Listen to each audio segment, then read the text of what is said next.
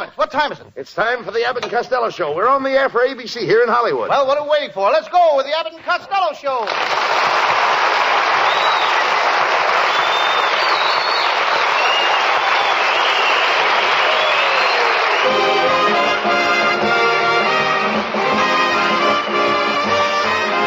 What is your Sam Shovel detective mystery for tonight? It's one of my latest cases, Abbott. I call it the case of Clarence, the dress designer who gave himself up to the police, or I'm all yours in buttons and bows.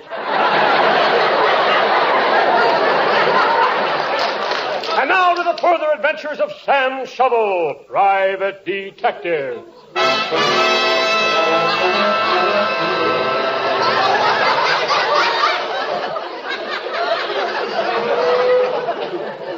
Yes, I'm Sam Shovel. Sam Shovel, private detective. I'm sitting here in my little office. It's mighty chilly in here. I think I'll throw another log on the fire. Every time I build a log fire in my office, the landlord complains. Maybe it's because I have no fireplace. I pick up the newspaper. I drop it on my desk. It was the Mirror.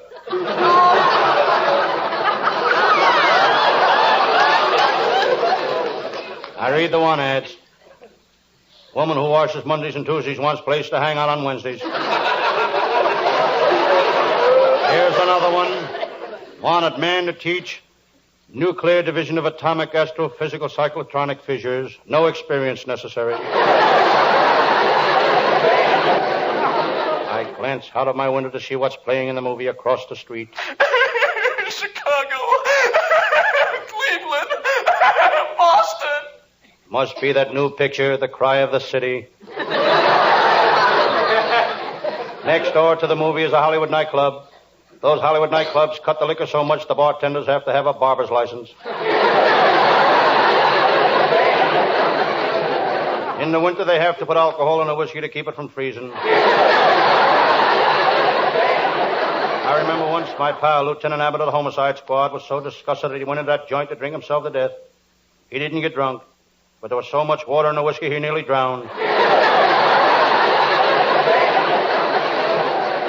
Suddenly the phone rings. Sam Shovel speaking. Sam Shovel, you're on the spot. Get wise to yourself. You've got to play ball with us. Who are you? UCLA football team. We'll play anybody. One line went south.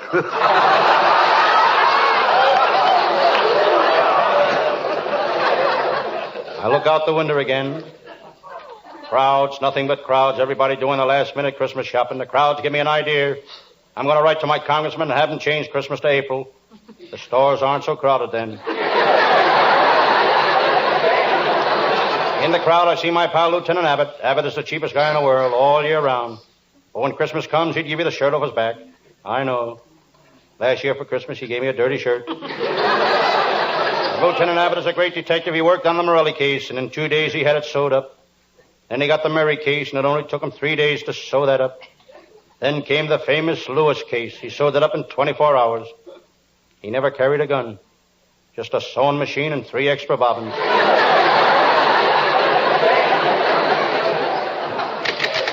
Hello, Sam Shovel.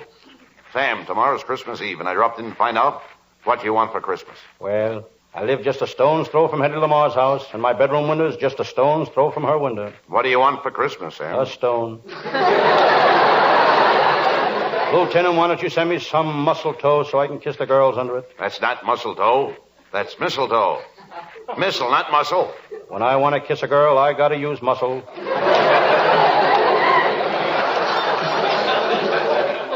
Sam, I want you to help me on a job. I've been assigned to guard at a department store during the Christmas rush. I guarded the Broadway Hollywood store last Christmas.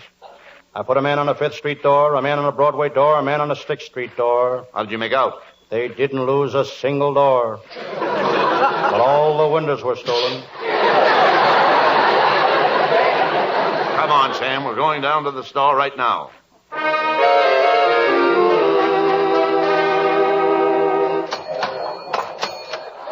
Sam, this is a big store. They sell anything from sailboats to a pound of pecans. I see. They got everything from sloop to nuts. Come, gentlemen, you'll have to go to work right away. The shoplifters are stealing everything in aisle 9. Where is aisle 9? Well, this is aisle 7, that's aisle 8, and that... How do you like that? They stole aisle 9. I think I like this job. Say, who is that gorgeous girl behind the crowded counter? Oh, that's Miss Fairchild. She works in ladies' slippers. She's beautiful. What else does she do? She just works in ladies' slippers, that's all. Hey, wait a minute. Look, that kid. He just stole a pair of roller skates. I'll get him. You let go of me! Let me go, you copper! Let me go! I'll teach you to steal. I'm going to lock you up. Lieutenant, I'll take charge of this case. You keep your eye on the store. Come with me, son. Please don't take me to jail. Please don't take me to jail. I didn't have the heart to take that kid to jail. He didn't look like a bad kid. He was poorly dressed. His face was dirty, but I could still see some of his freckles. His name was Johnny. I took him to my little office and sat him down in a chair. I could see he was scared, plenty scared. Gee, Mr. Shovel, I don't want to go to jail. And I don't want you to go to jail, son. That's why I brought you here. Those were plenty expensive roller skates you took off the counter in that store, Johnny. Oh, gee, they were only $1.98. I'm not talking about the cost in money, Johnny. It's the cost in shame and disgrace. Not only to you, but to your mom and your dad. Gee, I never thought about that. Mom and Dad. That's the trouble with doing a wrong thing, Johnny. Most time it hurts others more than the guy that does it. Gee, you're a funny guy. You're supposed to be a detective, a cop. And me and the kids in my neighborhood, we ain't got no use for coppers. But gee, I kind of like you. You don't talk like no cop. You're more like a friend. Johnny, cops aren't bad guys. Every cop on the force wants to be the friends with every kid on his beat. When a kid is in trouble, if he'd run to a cop instead of away from him, he'd find out that cops are pretty regular fellows. You see, Johnny, you're a kid and I'm a cop. But lucky for us, we're both living in a wonderful country. A country that's interested in the welfare of its children. Our police know that no kid wants to be bad. It's just bad environment. Neglect on the part of parents. Lack of love and understanding. That makes a kid go wrong. Yeah?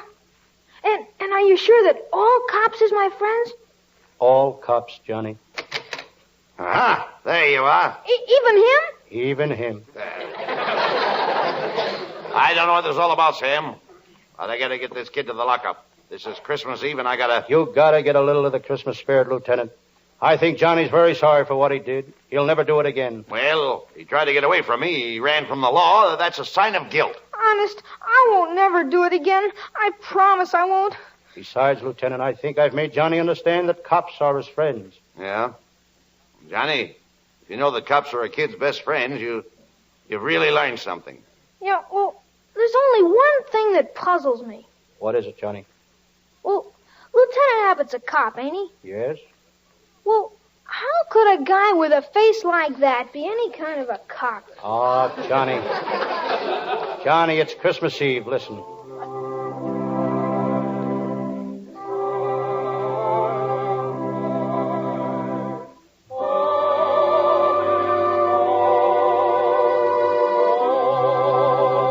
Well, it's Christmas Eve again. I promised my wife I'd be in church, saying my prayers and singing hymns. And here I am in this broken down... You don't have to be in church for that, Lieutenant. How about it, Johnny? Know the words to that song? Yeah, I think so. Johnny, let's try it, huh? What do you say?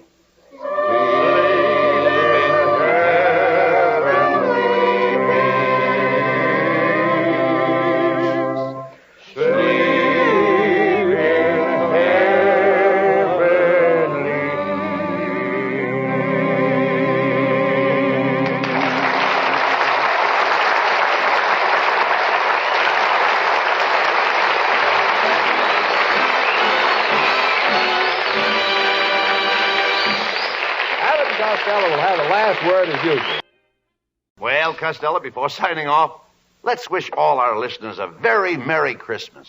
Merry Christmas, everybody. And I'd also like to say Merry Christmas to our fine crew that helped us put the show together. Our writing staff, which is headed by Eddie Fulmer, with Paul Conlon, Pat Costello, Martin Ragaway, and Leonard Stern. Now, don't forget the swell boys of the band and our leader, Matty Melnick, and our vocalist, Hal Winters. And a Merry Christmas to our producer, Charles Vander. Good night, folks. Good night, everybody, and Merry Christmas to everybody in Patterson, New Jersey, and all over the world.